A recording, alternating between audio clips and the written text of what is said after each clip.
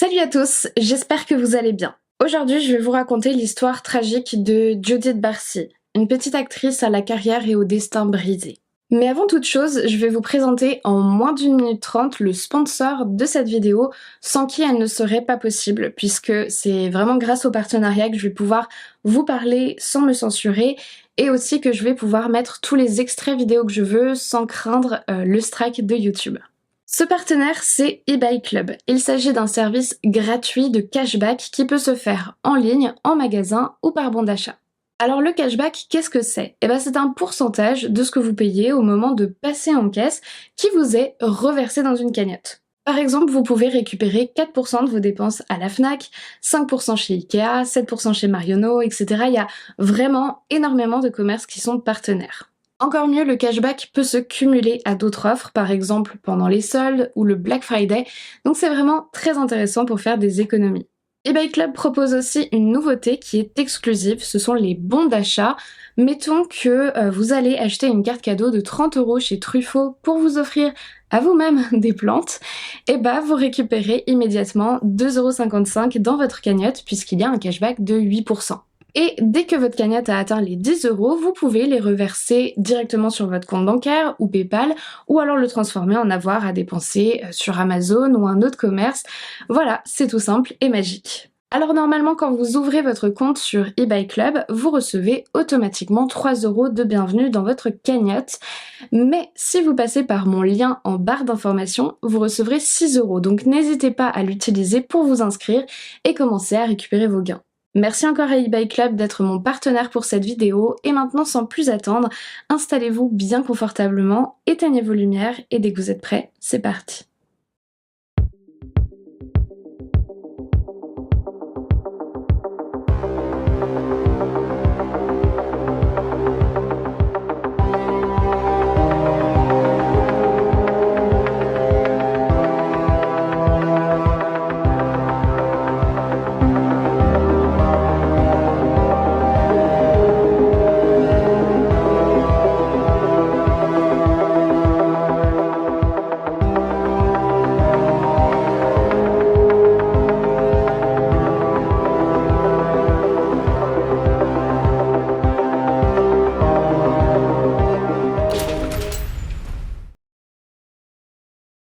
Judith Barcy est née le 6 juin 1978 à San Fernando Valley, en Californie. Ses parents, Joseph et Maria Barcy, étaient eux des immigrés hongrois arrivés aux États-Unis en 1956 qui avaient fui leur pays sous l'occupation soviétique. Au moment de la naissance de Judith, ses parents, mais surtout sa mère Maria, sont en plein rêve américain. Maria veut absolument que sa fille ait une carrière dans le cinéma et elle va l'élever depuis tout bébé dans cet objectif. Alors que les bébés de son âge apprennent tout juste à marcher et à dire certains mots, Maria enseigne à Judith à se tenir bien droite sur ses jambes, à poser devant un objectif et à articuler distinctement. Elle emmène sa fille passer toutes les auditions qu'elle trouve à partir des 2 ans de Judith. Dans l'entourage des Barcy, tout le monde est plutôt dubitatif. Joseph Weldon, le frère de Maria, se rappelle lui avoir dit par exemple « À ta place, je perdrais pas mon temps comme ça. Judith a une chance sur 10 000 de réussir. » Mais Maria n'en fait qu'à sa tête. Il faut dire aussi que elle et sa petite famille n'habitent pas très loin d'Hollywood et forcément, ça l'a fait rêver et il faut croire qu'elle avait raison de s'accrocher. En 1983, Maria et Judith sont à Los Angeles pour faire de la patinoire lorsqu'elles sont approchées par un agent de casting complètement ébloui par la petite fille. Il faut dire que la petite blonde de 5 ans est douée sur des patins à glace, mais surtout, elle fait bien plus jeune que son âge. On dirait qu'elle a tout juste 3 ans. Donc, ses performances donnent l'impression d'être encore plus impressionnantes.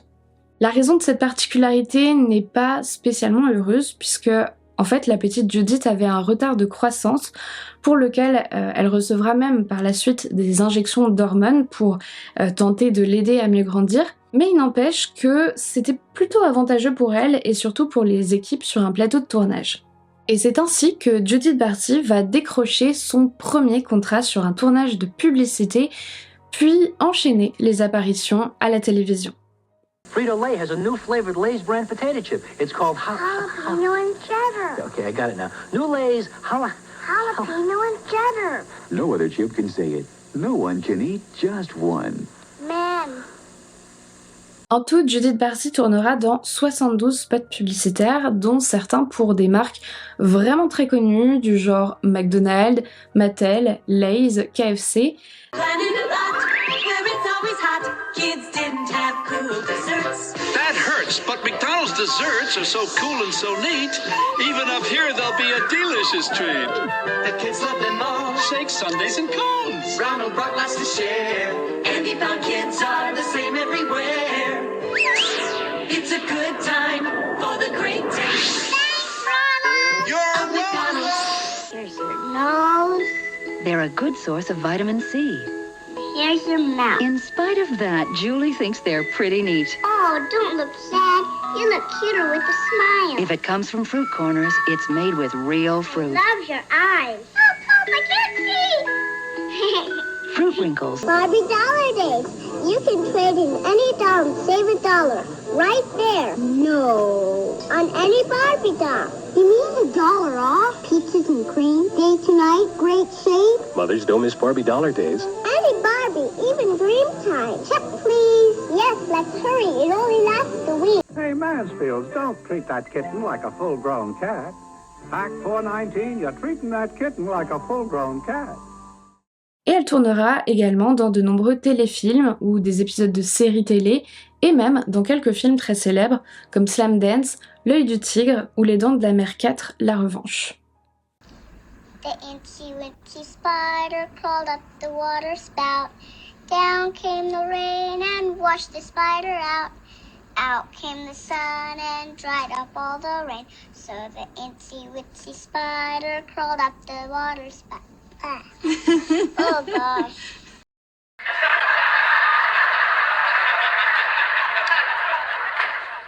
Kids, this is Mr. Sam Malone. Hi. Hi. Oh, yeah.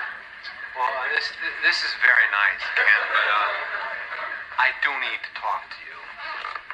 Oh, yeah. Well, all right. Here you go. Yes, Mr. Malone? I'm giving you a raise. That's terrific. Well, thank you. Thank you, Mr. Malone. Come on, children. We want to stay with Uncle Sam. Is that all right, Sam? Sure, sure. There's some coffee in the thermos. I'm too young for coffee. Oh. Can I drive? Sometimes I let interesting people sit in my lap and steer the plane. Oh, really? Really? How come it bumps up and down when there's no road? The wind does that. What makes the plane go up and down? Oh, that's easy. You go like this, and the houses get bigger. Then you go like this, and then the houses get smaller. You want to go for a ride? Yes! Comme je vous le disais, les directeurs de casting adoraient Judith parce que sa petite taille lui permettait de jouer des rôles d'enfants plus jeunes que l'âge qu'elle avait réellement, mais du coup avec les facilités de compréhension et à être dirigée de son véritable âge, ce qui est vraiment un très gros plus lors de tournage. Et puis aussi sa petite bouille d'ange était évidemment un très bon argument. Hi. Hi, Daddy. Hi, baby. Do the teething, Daddy, please. Oh, honey, I don't think Miss Bell really wants to be bothered. Mrs. Bell. And actually, I'd like to see this teeth thing.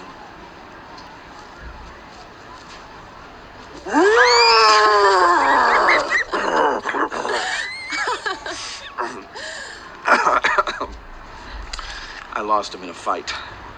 Your back teeth. Daddy likes to tell stories. Mommy says he tells stories all the time. Ruth Hansen, son agent, a déclaré: quand elle avait 10 ans, elle jouait encore des rôles d'enfants de 7 ou 8 ans. C'était une petite fille joyeuse et pétillante.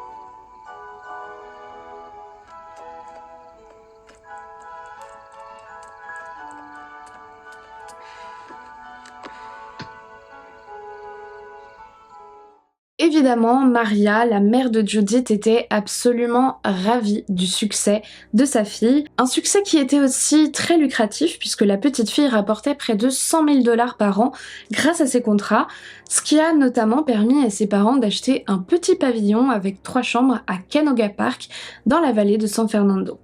Mais si je vous raconte cette histoire, vous vous doutez bien qu'il ne s'agit pas d'une jolie petite success story. Il y avait une face beaucoup plus sombre au tableau, le père de Judith. Joseph Barcy était autrefois plombier mais désormais au chômage et il avait de gros problèmes d'alcoolisme. Rapidement, le succès rencontré par Judith dans sa carrière d'actrice est devenu une source de jalousie pour son père et il a commencé à se montrer de plus en plus colérique et violent avec sa femme et sa fille. Quand je vous parle de violence, c'était à la fois sur le plan psychologique mais également physique. Par exemple, un jour, Judith était en train de jouer avec un cerf-volant que son père lui a arraché des mains et la petite fille a exprimé son inquiétude qu'il le casse et alors son père l'a traité d'enfant pourri gâté, incapable de partager. Cette notion de pourri gâté, elle revenait très souvent visiblement, ce qui montre bien la jalousie toxique de Joseph concernant l'argent que gagnait sa fille. Cet argent, visiblement, c'était un gros problème pour Joseph qui se sentait atteint dans son ego directement. Et là, c'est pas une interprétation que je vous fais, puisqu'il l'avait très clairement formulée à des voisins. Judith n'est qu'une gamine et elle a plus d'argent sur son compte en banque que je n'en verrai jamais. Ça me rend malade. Un jour, j'aimerais étrangler cette petite pourrie gâtée. Il n'était malheureusement pas rare non plus que Joseph frappe Maria et Judith lorsqu'ils se retrouvaient tous les trois à la maison. Ces pulsions extrêmement violentes, Joseph ne s'en cachait pas du tout. Tout son entourage était au courant qu'il était dangereux parce qu'il criait sur tous les toits qu'un jour il allait tuer Maria. Peter Cleven, l'un de ses amis de l'époque, raconte. Il m'a dit des centaines de fois qu'il allait tuer sa femme. J'essayais de le calmer et je lui disais « Mais si tu la tues, qu'arrivera-t-il à ta petite ?» Il me répondait « Je la tuerai aussi ». Weldon, le frère de Maria, se rappelle avoir vu Judith s'effondrer en larmes après que son père lui ait dit d'un ton menaçant « Rappelle-toi ce que je t'ai dit avant de partir ». Et puis Aggie Barcy, la fille de Joseph issue d'un précédent mariage, a décrit l'ambiance dans la maison lorsqu'elle avait rendu visite à sa famille. La petite Judith et sa mère chuchotaient quand elle parlait. Elle ne voulait pas qu'il puisse entendre ce qu'elle disait. Lorsque mon père entrait dans une pièce où Judith se trouvait, elle s'arrêtait de parler et regardait ailleurs en tremblant. Il était toujours en train de hurler pour une chose ou une autre. Il traitait sa femme de pute ou de clocharde juste devant la petite Judith. Comme vous pouvez le voir, personne n'était vraiment dupe concernant ce qui se passait derrière les murs du pavillon de Canoga Park. En février 1987, alors que Judith et sa mère s'apprêtent à partir dans les Caraïbes pour le tournage des Dents de la Mer 4, Joseph a pris un couteau et l'a mis sur la gorge de sa fille en déclarant que si elle et sa femme tentaient de s'enfuir en ne rentrant pas immédiatement après le tournage, il les retrouverait et leur trancherait la gorge à toutes les deux. Voilà à peu près le niveau de violence dans lequel baignait la petite Judith dès qu'elle se retrouvait chez elle. Alors forcément, de tels abus n'ont pas été sans conséquences pour la petite fille. En 1988, Judith avait 10 ans et elle commençait à avoir des comportements très alarmants. Elle prend notamment beaucoup de poids en peu de temps. Elle développe de la trichotillomanie, un trouble des impulsions qui lui fait s'arracher les cils lors de crises d'angoisse, et elle se met aussi à martyriser ses propres chats en leur arrachant leurs moustaches. La petite fille fait tout pour être le moins possible au contact de son père. Lorsqu'elle n'est pas sur les plateaux de tournage, elle sort le plus possible avec ses amis, elle va faire du vélo, tout pour ne pas rester seule avec lui à la maison. Et elle déclare d'ailleurs à ses camarades « Mon papa est ivre tous les jours et je sais qu'il veut tuer ma maman. Mon papa se dispute tout le temps avec ma maman. Il m'a dit « Je vais te trancher la gorge et je ferai pareil à ta mère. Je vais vous tuer toutes les deux. » Un jour, il est devenu fou et il m'a jeté des poils dessus dans la cuisine. Il m'a touché en plein visage et mon nez s'est mis à saigner. Je veux juste partir loin de lui, on a tout le temps peur. En 1988, la situation devient encore plus préoccupante. Judith a été castée pour faire la voix du personnage d'Anne-Marie dans le film d'animation Charlie, où tous les chiens vont au paradis. Mais au mois de mai, alors qu'elle doit enregistrer une chanson intitulée « Bientôt tu rentreras à la maison », elle s'effondre littéralement dans des pleurs incontrôlables et est incapable de chanter cette chanson dont les paroles la touchent beaucoup trop. C'est finalement une autre petite fille qui fera la voix d'Anne-Marie pour ce passage-là du film et uniquement ce passage.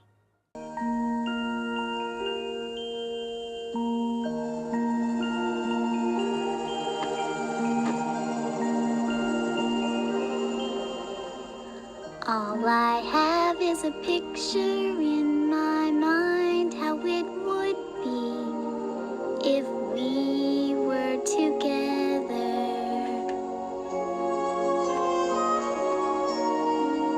Let's pretend that you're far away. Let's say you write to me and you promise in your letter that you'll come home to my heart. When you come home, we'll never be apart. If I keep dreaming of you, start believing it's true. Soon you'll come home. Soon you'll come home. Soon you'll come home to my heart.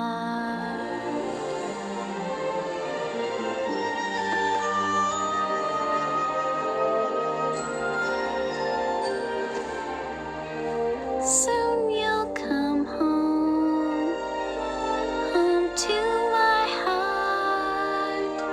Soon you'll come home, home to my heart. If I believe.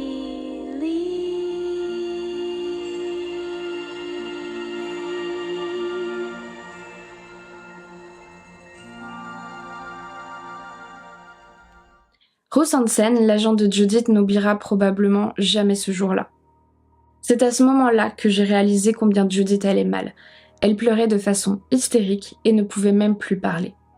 Suite à cet incident, Judith est envoyée en consultation auprès d'une pédopsychiatre qui reporte immédiatement la situation aux services sociaux, mais la situation n'évoluera pas, car Maria, la mère de Judith, retire très vite sa plainte contre Joseph, comme elle l'avait déjà fait à plusieurs reprises par le passé, par peur des représailles. De nombreuses fois, Maria Barsi avait exprimé sa peur auprès de ses proches. « Je ne peux pas partir parce qu'il m'a menacé de nous poursuivre et de nous tuer, puis de brûler la maison. » Le comportement de Maria est assez ambivalent parce que, vous l'avez compris, elle était vraiment tiraillée entre son envie de quitter Joseph et de partir avec Judith, et d'un autre côté, la peur qu'elle avait de son mari, mais aussi peut-être de voir s'effondrer son rêve, la vie de famille, dans la belle maison, achetée grâce au succès de sa fille. Je pense quand même qu'il faut pas être trop dur dans notre jugement envers Maria parce que, comme on l'a déjà vu ensemble, les victimes de violences conjugales et familiales sont très souvent sous l'emprise de leur bourreau. On sait que Maria avait appelé à de nombreuses reprises la police pour dénoncer les comportements violents de son mari, le fait qu'il était ivre et qu'il la frappait, mais à chaque fois que la police est venue sonner à son domicile, elle a refusé de remplir et de signer un dépôt de plainte. Maria avait d'ailleurs raison d'avoir peur de Joseph, comme la suite nous le montrera malheureusement. Au mois de juillet 1988, Maria a finalement pris sa décision. Elle partira à la fin du mois. Dès que le cachet de $12,000 de Judith sera arrivé, elle a déjà repéré un petit appartement dans lequel elles pourront se réfugier et elle a commencé à remplir une demande de divorce. La petite Judith, de son côté, est de plus en plus effrayée. Elle déclare à son agent Harry Gold « Mon papa a dit qu'il allait nous tuer et mettre le feu à la maison. J'ai tellement peur, et maman aussi. Je fais des cauchemars où je me fais tuer, comme dans Une intime conviction. » En effet, en 1984, Judith avait incarné le rôle de Kimberly, une petite fille que son père assassine, ainsi que sa mère.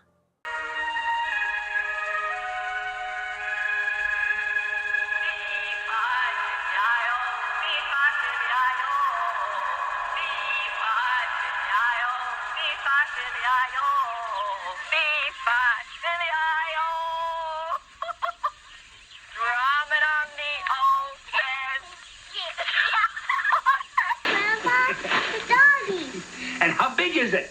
It's big as me. Yes, it is. Oh, it's beautiful, Mommy. It's so pretty. Thank you, Mommy. You like it?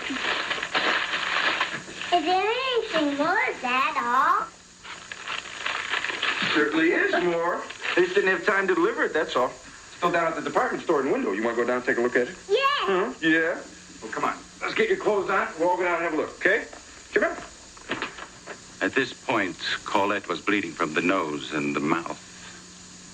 And the blood was spreading out all over Jeffrey's pajama top. Kimberly heard the struggle going on and came into the room. A neighbor was awakened by her dog barking, said she heard a woman screaming and a child crying.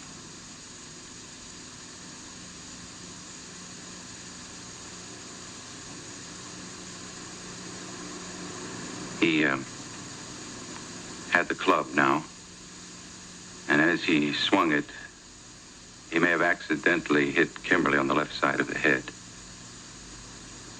It was a blow of tremendous force. We know that because of the large amount of AB blood found in this location. He picked up Kimberly and carried her back to her room, which accounts for Kimberly's blood being on his pajama top.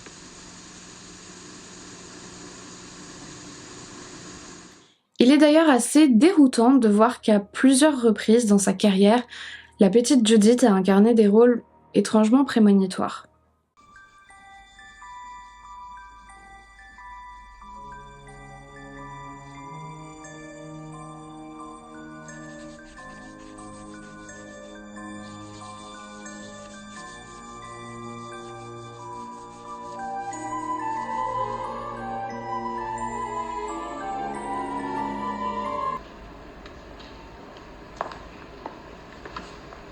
They're getting ready to start. I'll talk with you tonight on the phone. Gonna be okay.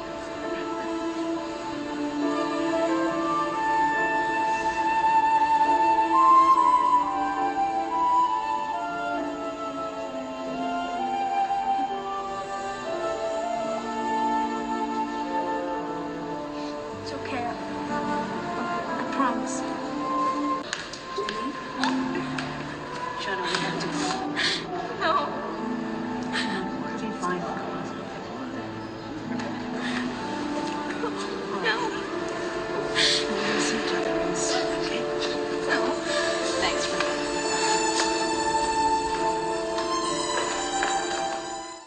Mommy! Mommy!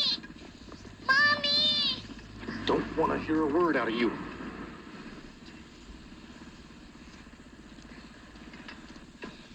Yeah. You can have the truck back, Larry. Just give me Amy. Where are you, baby? What difference does that make? It's what you wanted, isn't it? Oh, look, Trish, if it wasn't for me breaking sweat, none of us would have made a living off that rig. I deserve it. Said I'd sign it over.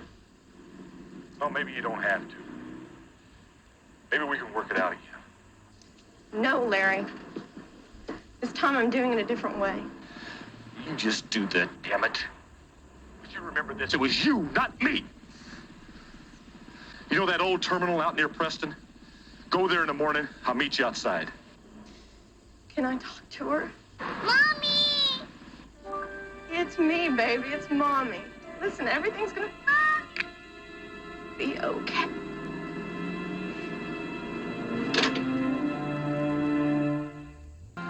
You're being a fool, Trish. There ain't no way a girl like you is gonna make it without me.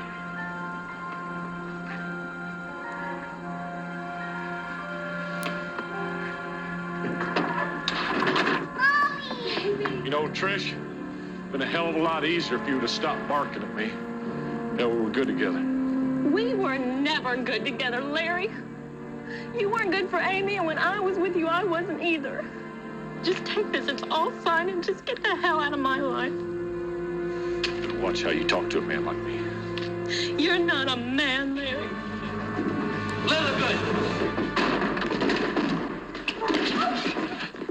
Le 25 juillet 1988, une énième dispute éclate entre Maria et Joseph. La petite Judith passe toute la journée à l'extérieur de la maison à faire du vélo avec des amis pour ne pas se retrouver entre les cris et les menaces. Cette nuit-là, la petite fille et sa mère sont endormies, mais Joseph, lui, est éveillé. À une heure un peu incertaine, il se rend dans le garage et découvre des valises prêtes, remplies d'affaires appartenant à sa femme et à sa fille. Il comprend alors qu'elle s'apprête à le quitter. Fou de rage, il se dirige alors vers les toilettes pour y récupérer une arme à feu qu'il y avait cachée, puis se rend silencieusement dans la chambre de Judith. et tire une balle dans la tête de la petite fille endormie. Maria est réveillée en sursaut par le coup de feu, elle se précipite en direction de la chambre de Judith et est abattue dans le couloir à bout portant par son mari. Le lendemain, Joseph reste enfermé chez lui. Ruth Hansen appelle à la maison parce qu'elle est inquiète, étant donné que Judith et sa mère ne se sont pas présentées à une audition très importante ce jour-là. Et Joseph lui ment en lui disant qu'elles se sont absentées pour la journée et qu'elle lui manque beaucoup. Une nuit de plus s'écoule jusqu'au lendemain matin aux alentours de 8h30, après avoir passé 2 jours dans la maison avec les corps de sa fille et de sa femme. Joseph Barcy les asperge d'essence puis tente d'incendier la maison. Il se rend ensuite dans le garage où il se suicide d'une balle dans la tête. Les voisins des Barcy sont immédiatement alertés par le bruit du coup de feu et ils appellent la police, mais il est déjà trop tard. Lorsque les secours arrivent, ils découvrent les 3 corps sans vie de la famille Barcy. Ma première pensée, alors que je courais pour appeler le 911, a été « ça y est, il l'a fait ». Il les a tués et a mis le feu à la maison, exactement comme il disait qu'il le ferait. Judith n'avait que 10 ans, et c'est ainsi que sa vie s'est achevée après des années de calvaire. 2 films d'animation pour lesquels la petite fille avait fait du doublage sont sortis après son décès. Le petit dinosaure et la vallée des merveilles, dans lequel elle avait prêté sa voix au personnage de Becky, l'espiègle grande bouche qui accompagne Petit Pied lors de son périple avec ses fameux yap yap yap. Hello. I said hello. What is your name? Maybe you cannot talk yet, huh? Huh? Don't you know anything? Long necks don't talk to, whatever you are. Me? I'm a long neck too, see? And I have a long tail like you.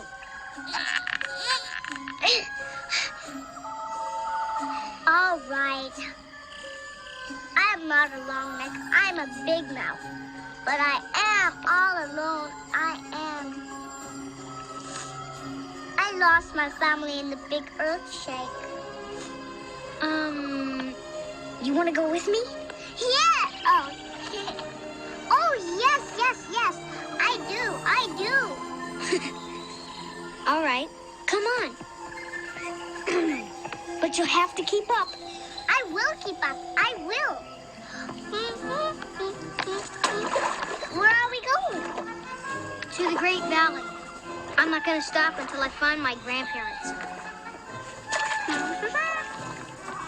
Do you think my family went to the Great Valley too? Huh? Maybe. My mother said it's where all the herds were going. Oh, I hope. My name's Littlefoot. Mine is Tucky. Yep, that is what it is. Yep. Et le film Charlie, où tous les chiens vont au paradis, dans lequel elle incarnait la voix d'Anne-Marie dans ce fameux rôle qui l'avait fait fondre en larmes quelques mois avant d'être assassinée.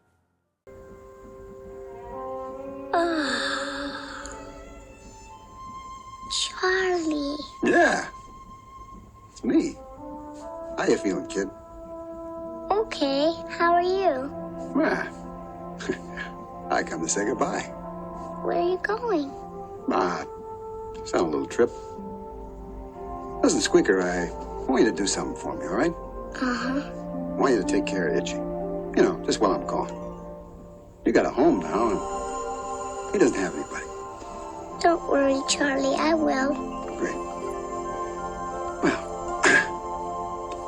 goodbye, little buddy. Oh, Charlie, I'll miss you. Yeah, I miss you too, Squeaker. Now, you go to sleep. Huh? Charlie, will I ever see you again? Sure you will, kid. You know, goodbyes aren't forever. Then, goodbye, Charlie. I love you. Yeah. I love you too.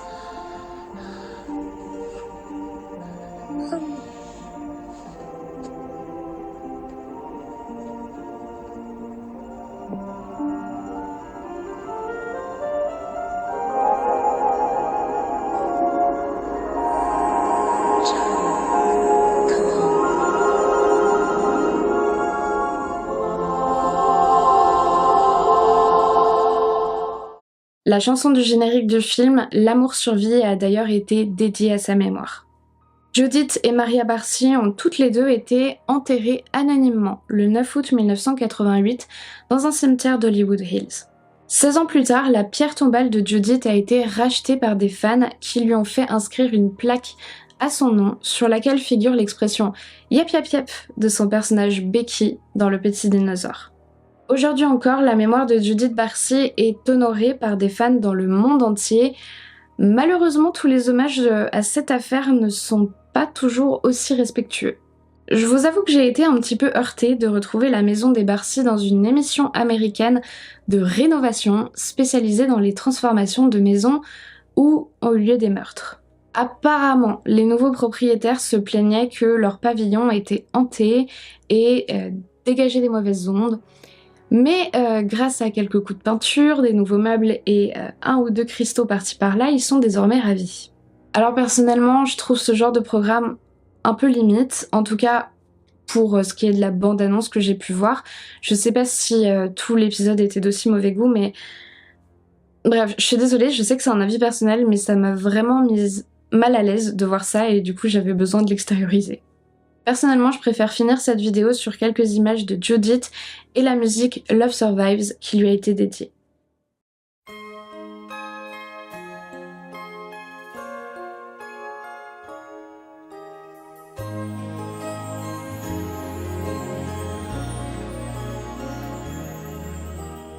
Now I know you're safe here in my heart.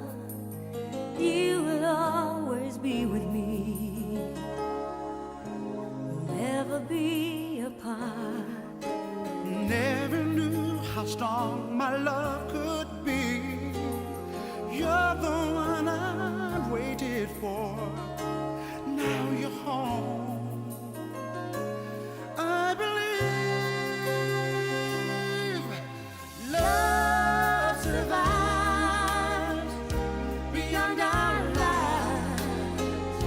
I feel those ties growing stronger. Growing stronger. Love survives the tears we cry. Yes, love. Yes, love survives it all. Love survives it all.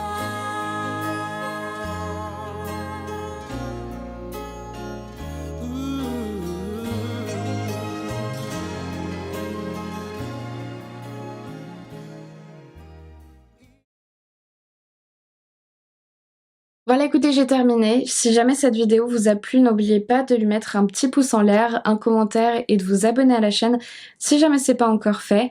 Merci beaucoup d'avoir regardé cette vidéo jusqu'au bout et merci encore à mon sponsor eBay Club.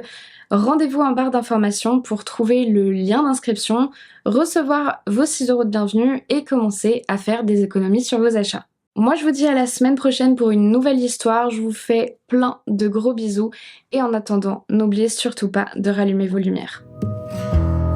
But I won't be afraid of these cold lines on my face, for they may lead me to a better place.